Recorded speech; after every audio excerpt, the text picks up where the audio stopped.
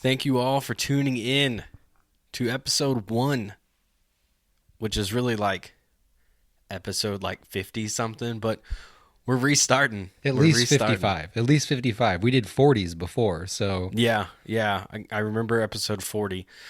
And this is the revamped new Barrel Chat podcast. It's been 3 years. it's been a long time. I now have a 3.5-year-old kid, so if that tells you anything, it's been exactly 3 years, give or take.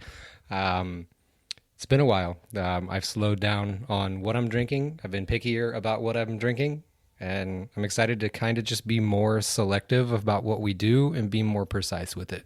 I mean, I took an entire year, all of 2021, I was completely sober. Which is the best thing in the world for me because it was English barley wine year, Yeah, and that everybody sucked. produced That an English sucked. barley wine. I hated that. Every single person was just like, hey, we're going to make an English barley wine in 2020. I'm like, why? Why? I should have bought them all up, and I didn't. And because I didn't know if in 2022 I was going to start drinking again. So I didn't want to have like, a couple $100 worth of bottles just sitting somewhere. And I'm like, I don't miss drinking at all. But that didn't happen. I got to 2022. I'm like, man, I missed the social aspect of drinking, not drinking itself. But yeah, then we, started talking about it again. We're like, man, we should probably do something. And then we talked about a bunch of different things, and it all just came back to, let's just do Barrel Chat again. Like, what are we doing? But the biggest thing I think, we discussed was just, we're going to remove the interviews, at least for now. Maybe that comes back at some point, but I think for us, getting people to talk about their beer was sometimes a bit of a struggle.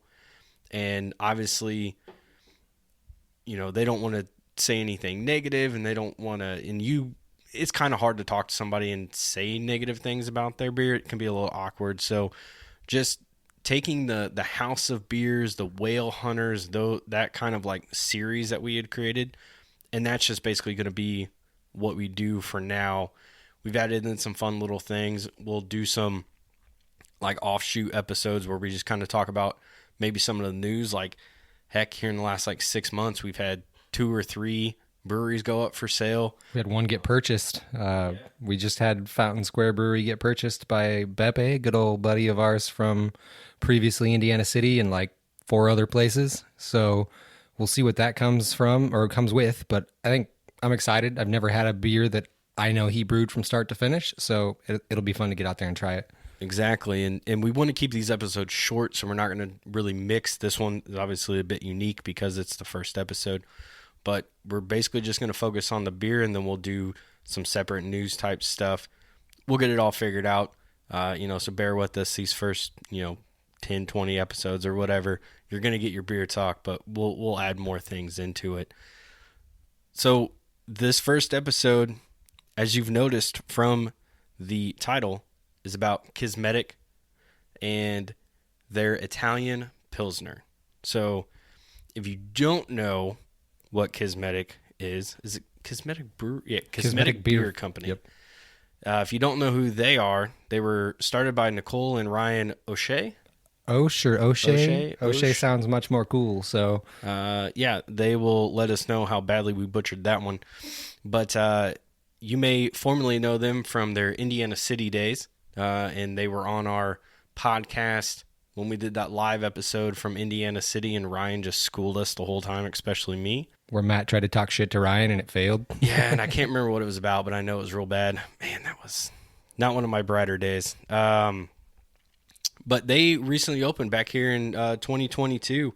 I remember we had talked to them, I think it was in 2021, and they were looking to start their own brewery and stuff, and they had bought the space and were building it out, and they finally got it open, and we went up there, and that place is just so cool. Like, it really is. It really feels like you're taking a step back into time, where it almost feels. I described it once to somebody, and they were like, "No, dude, that's right on the nose." As like an '80s, almost like not a burlesque and not porn, but just kind of like you've got the like leather couches and the chill environment. So like it's like a nice '80s chill pad. Yeah, I think of 70s, almost like Brady Yeah, Bunch. 70s, 80s. Yeah. Brady Bunch living room if you had like a bar in the middle of it. Because the colors are very 80s, I think. So your purples and your teals and stuff like that are quite 80s. But I do feel the Brady Bunch feel where it's warm, inviting. It's brands everywhere. They looked at everything. They had their lights are unique. They have tiles that are custom to make their color schemes. They've got this really cool like tapestry behind the bar that was made for them that hangs on what looks like a fireplace but isn't a fireplace. Would be dope if it was a fireplace. But they got that old school vinyl record player in there that works, and I love the feel of the place. I love the atmosphere. I will say they make my favorite t-shirt. I bought 2 of them. I was so excited after I bought the first one, and it's one of my favorite to wear. And it always reminds me of our former boss at Bottoms Up, Josh Springer. He always had the notion of, you can have a really good design on your t-shirt, but if your t-shirt quality sucks, no one's going to wear it. But if your t-shirt quality is awesome, then it doesn't really matter what, how good the logo is or anything like that. Like, they're just going to wear that shirt over and over and over, because the Bottoms Up shirts were always really comfortable to wear. And that's how these are. I feel like it's not the same brand, but it's the same style. Yeah, it's pretty close. This feels like an ad for Kismetic, but, when I love something, I'm going to talk about it because I think those shirts are fantastic. I have the purple one, which I absolutely love, and then they have like a tan beige one, and it's awesome. I love the cornfield logo that they have. I think that's one of the coolest logos. Like, whoever designed that was Joey Potts. Was a genius.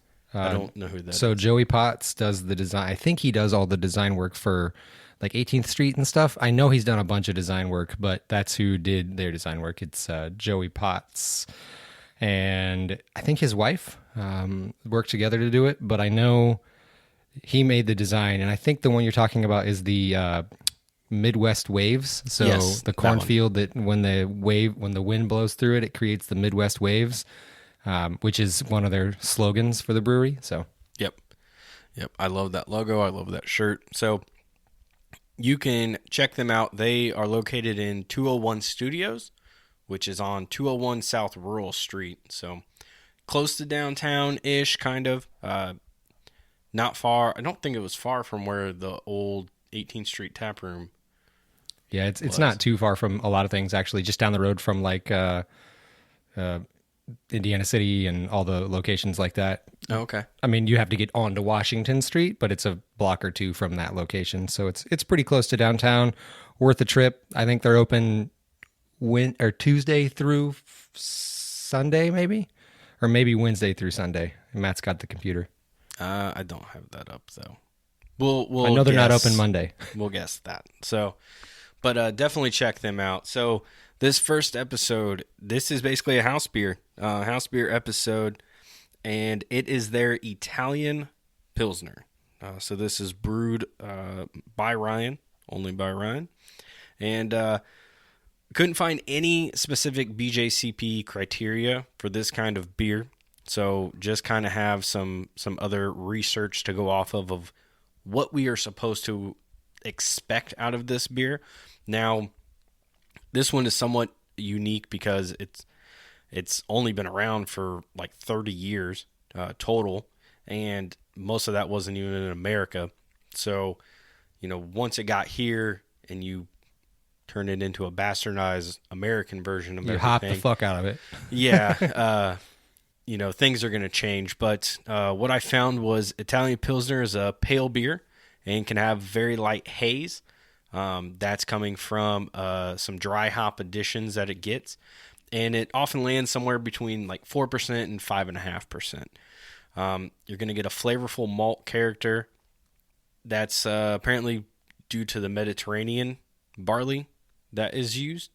And it's the dry hopping that apparently really gives it that I guess kind of dry profile that it has. Obviously that's from the lager too.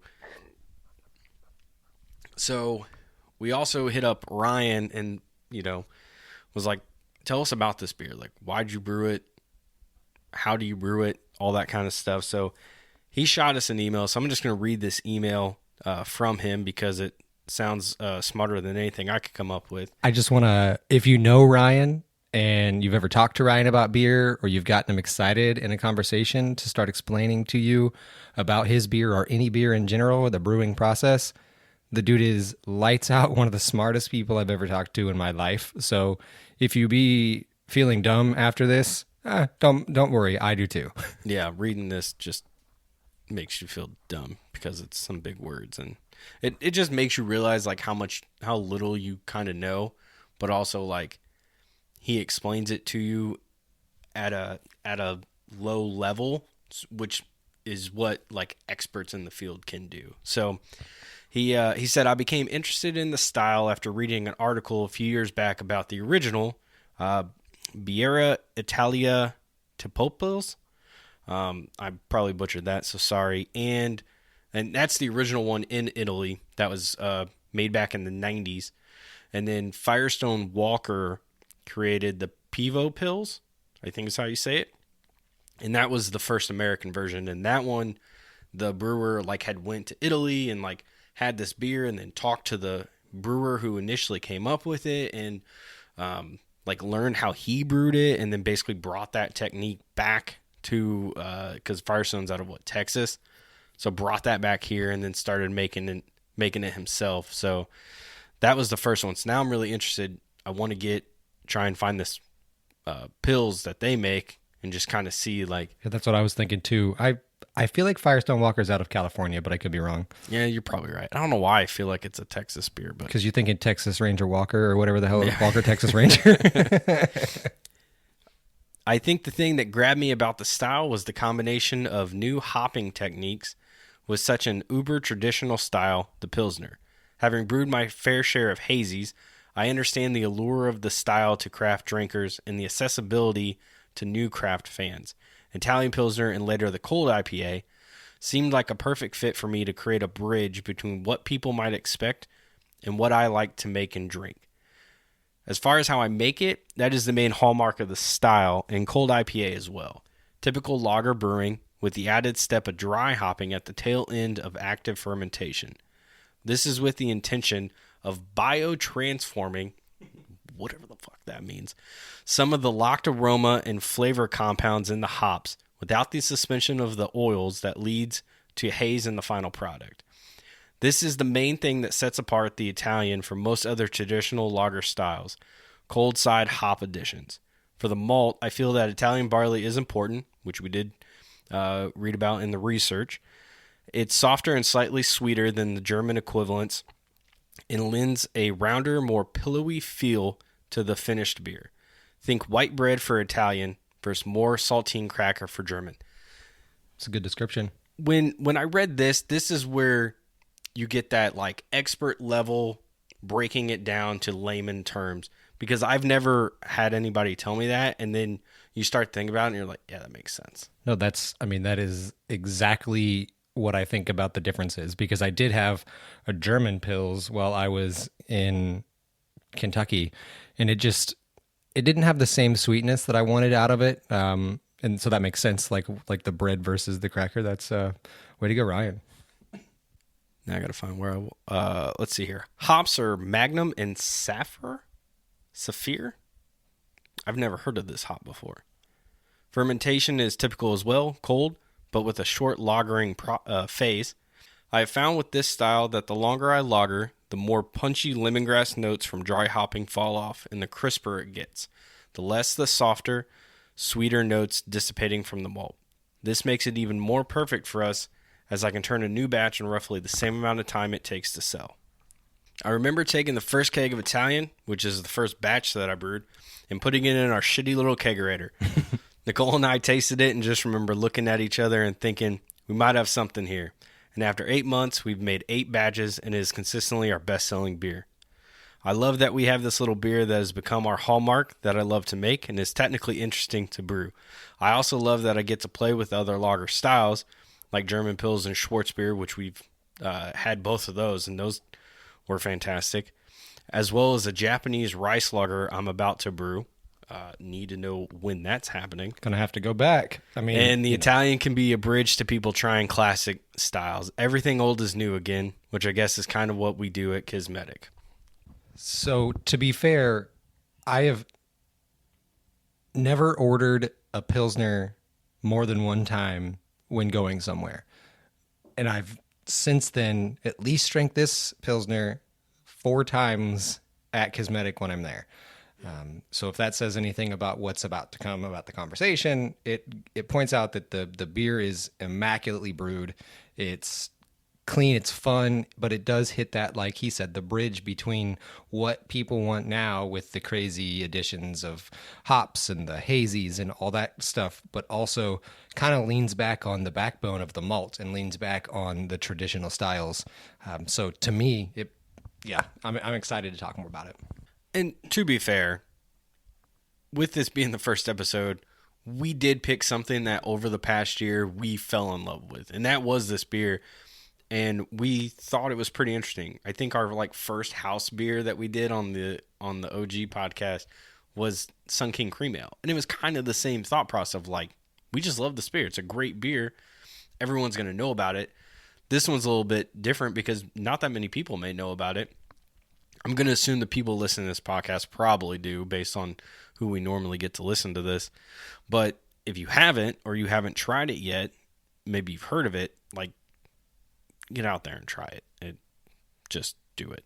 Yeah, get down there, enjoy the atmosphere, buy a cool hat, buy a cool shirt, listen to some awesome vinyl records, and let Ryan teach you about beer. Yeah. This sounds mostly like an ad for their place, and maybe it is, but if you know us at all, you know that when we find a place that we love and the people who run it are awesome too, they're just like Copacetic. They're just not an hour and a half away. They're just much closer. Yeah, they're 20 minutes away instead. But same vibes.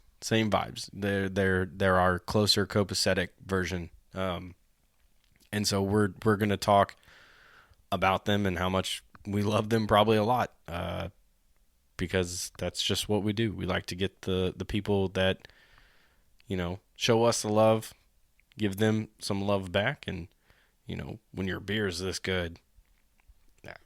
I mean, when you really kind of look at what the craft beer industry is coming to, there's breweries that are selling, there's breweries that make pretty good beer that are selling because either one, they don't have the backing from the community anymore, or they also, maybe it's not the best environment to be involved in. It's not the best location to go.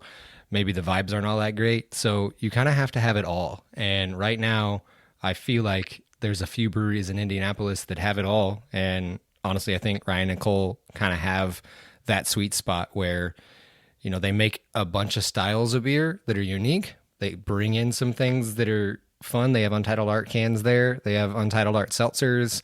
They have alcohol-free beers. So they're trying to hit the market. They're super inclusive. They are woman-owned, 100% woman-owned. Nicole's actually the owner. And they fully support the community. They fully support the goal of having more women to get into the brewing industry. So, yeah, just get out there if you haven't. Check it out. Go visit them. Drink some awesome beers and try this one for sure. All right, so let's try and talk about this. I know for me, it's going to take me a minute to get back into trying to describe beers. So especially with these where it's kind of limited on what you're supposed to taste. It's a Pilsner, it's going to be, you want it nice and crisp and clean. I know that's a big thing. And then with this one, it's a little bit dry. Yep. It almost finishes like the Brute IPAs back, 3 or 4 years ago when they were supposed to be the next big thing, and you haven't heard that in a long time, have you? So, but it does finish a little dry, almost champagne-y. It starts really wet is not the right term, but it does have it's like a crisp beginning, and then it does dry out. I get lemongrass out of it, and maybe that's because it was mentioned in the description, but I also know that that's supposed to come out of the Italian Pilsner. And then a nice solid kind of malt backbone that almost kind of corny to an example. So it's got a little bit of like a Indiana corn style flavor profile going on. Matt's is holding ahead really nicely over there because he's got a cool glass, but this was in a growler from Thursday and today is Saturday. So it held up really nicely. It's still effervescent. It's got a lot of nose on it. It's releasing a ton of carbonation as Matt's looking at it right now. So to be fair, it held up better than I had anticipated it holding up in a growler just because growlers suck. I was going to say, yeah, because you poured it while we were getting everything set up, and it still had head by the time we were done, and it took quite a while to get everything set up. So, that was pretty good to see that it was able to hold for that long, the carbonation wise. And like you said, it's probably because of this fancy glass you got here, but that it was nice. I definitely get the lemongrass and some of that like bready kind of taste to it. I feel like Pilsners are kind of one of those, maybe even lagers, where there's not much definition to them. I think that's the goal, because the goal of this is to be clean, crisp, maybe a little bright. So this one's going to, because he described it as sweeter, but it almost feels like it's a bright, like zesty profile from the lemongrass.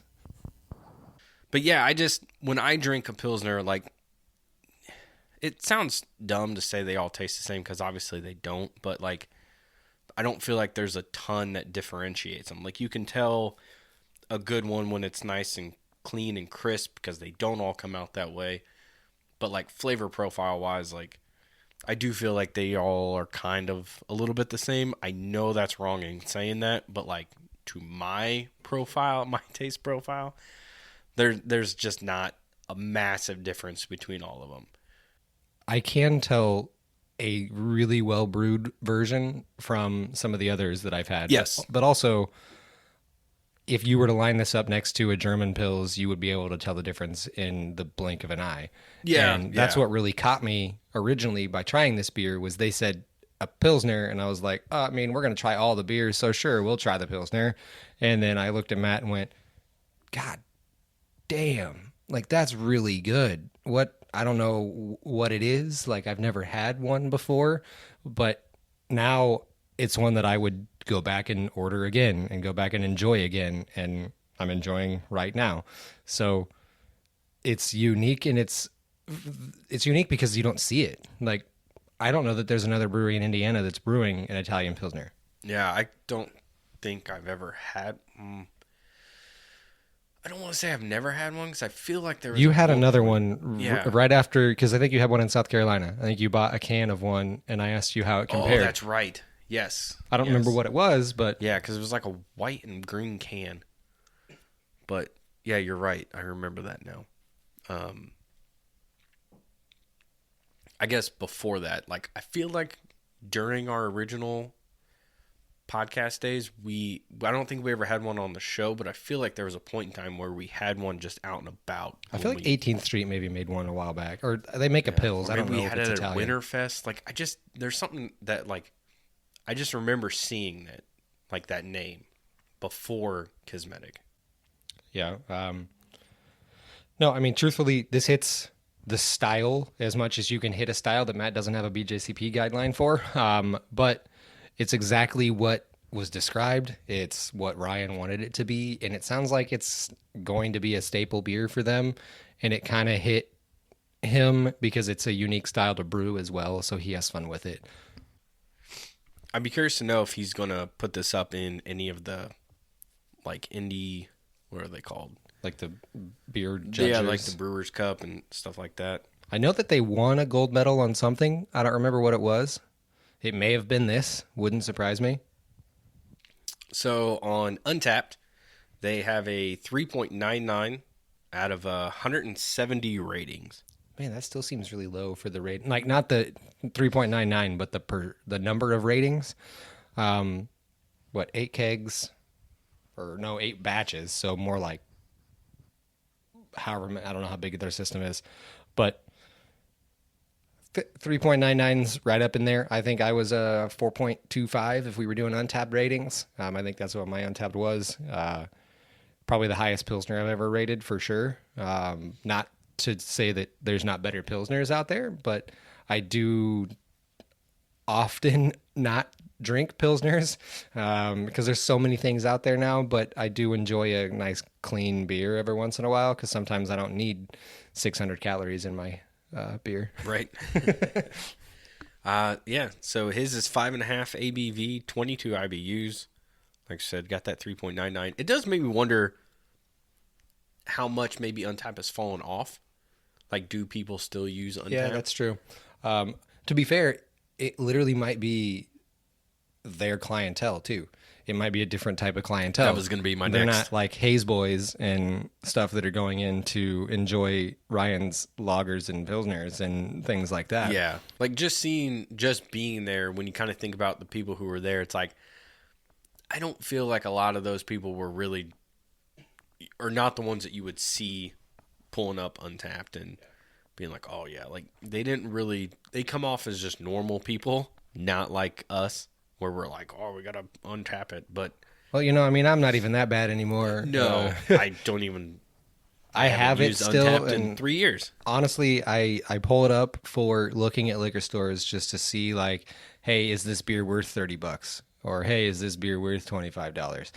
If it's a 4 or higher, yeah, maybe I'll buy a $30 bottle. Or if it's made by a brewery that I know, and I probably won't even pull it up, I'll just be like, okay, cool. If this sucks, it sucks. And I've had a few beers recently that sucked. So we're going to now introduce like the newest thing that we thought of, and it's not even that big of a deal, or not that big of a deal. It's not anything like new, but we're gonna do a tier rating system instead of trying to figure out like Untappd ratings, or which we still do have our Untappd, so you can follow us on that and see what we put for like this one. But this tier rating is essentially I had seen them using like video games and stuff like that, but it's S tier, A tier, B, C, and D.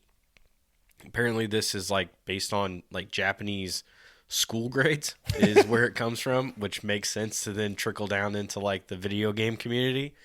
But S is basically like excellent, top of the line.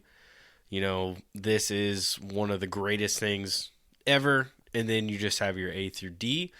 The way we're kind of doing this in a way is setting it up like that, but we're putting 10 in each tier. So it's almost like our top 50.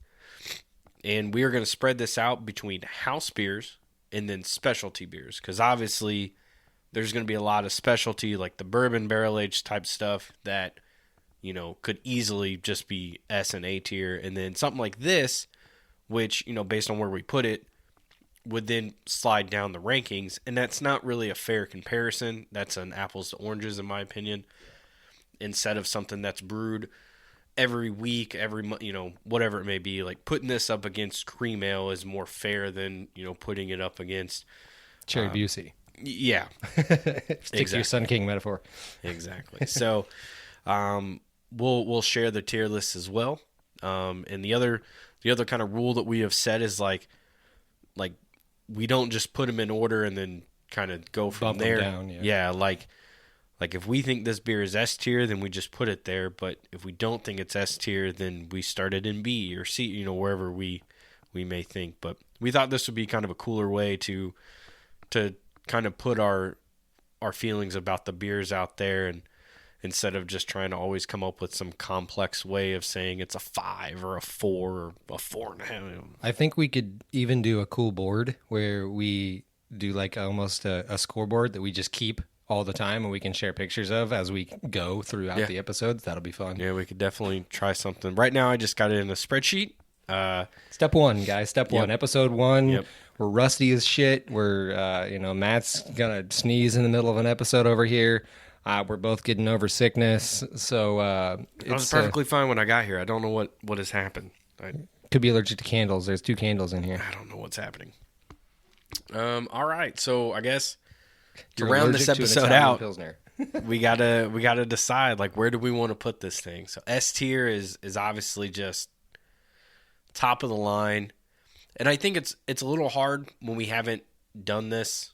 I feel like once we get to about like maybe 10, then it's like, okay, we have a really good baseline.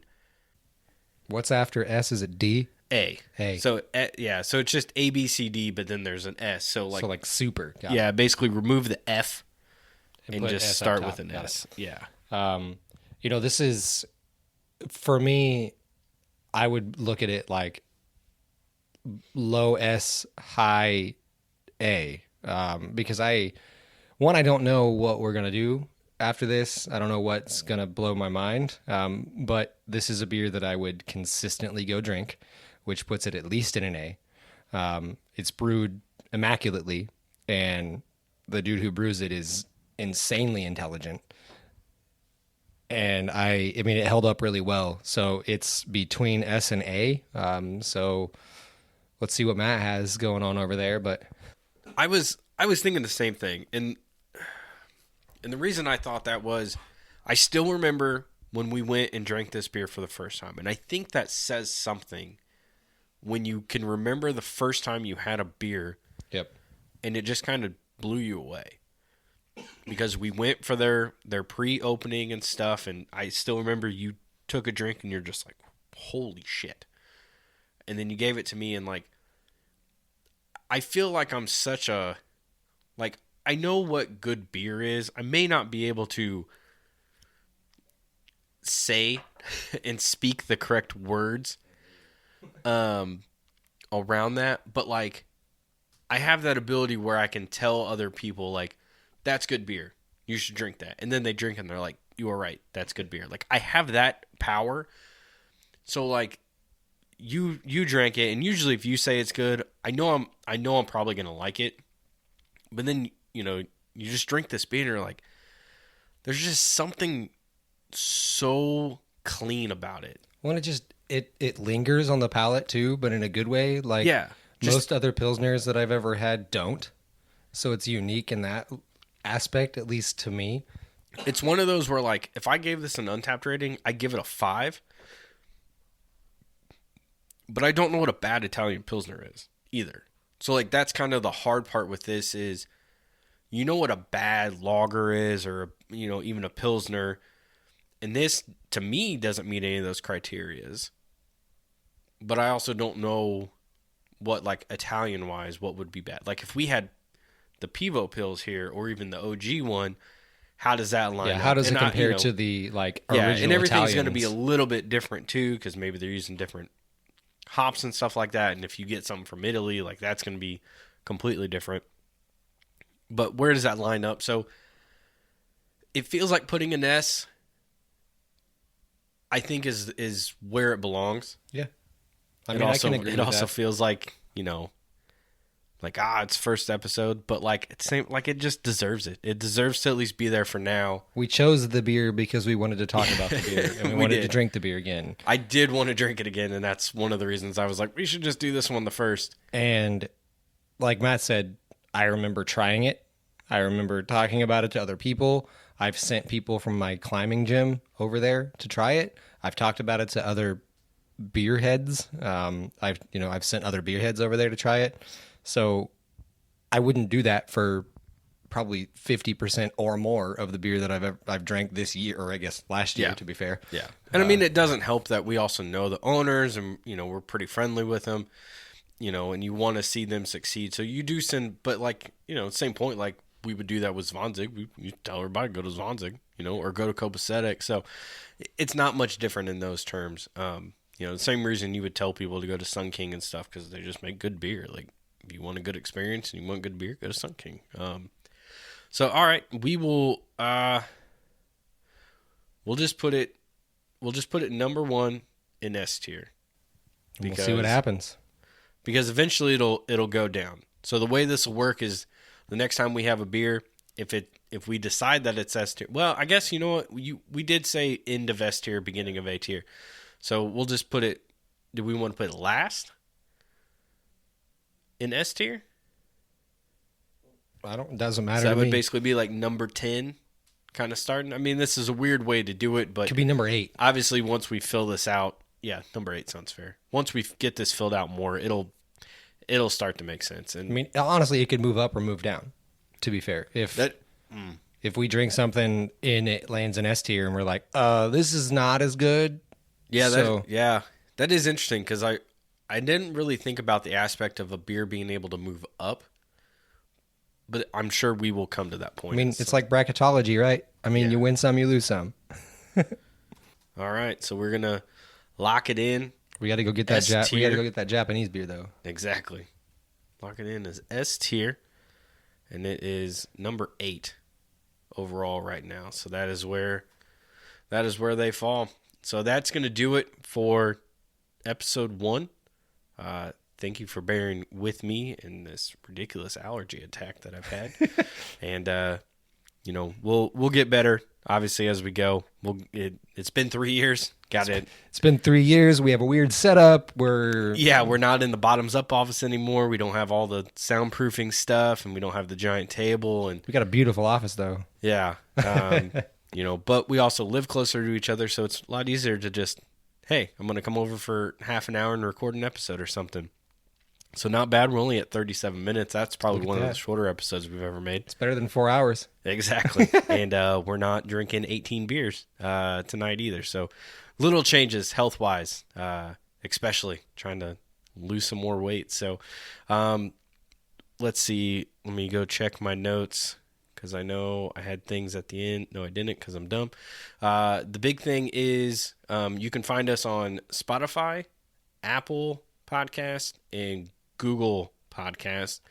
And then I know a lot of the third-party podcast apps, I think they just pull from Apple. So like if you use Pocket Cast or things like that, just type in Barrel Chat, you'll find it. It's the one that's already in there. You will see this and you're good to go. Follow us on Instagram. That's Barrel Chat Podcast on Instagram. I'm not doing Facebook. I didn't expect you to. Twitter is a shit show that I want no part of.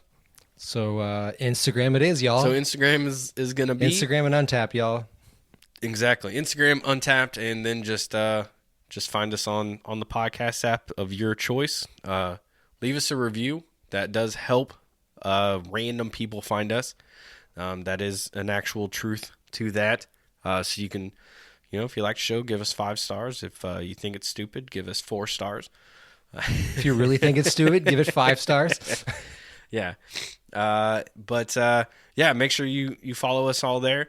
If there's any beers that you specifically want us to try, stuff that is easy for us to somewhat get, or if you have it and you want to give it to us to try on the show, that's fine too. But it might be a little difficult now to get some of the super rare beers that we used to get, like when we had Kevin on the show a lot and he just had a ton. Like that might be a little difficult unless we go out of our way or we're traveling and we bring stuff home, things like that.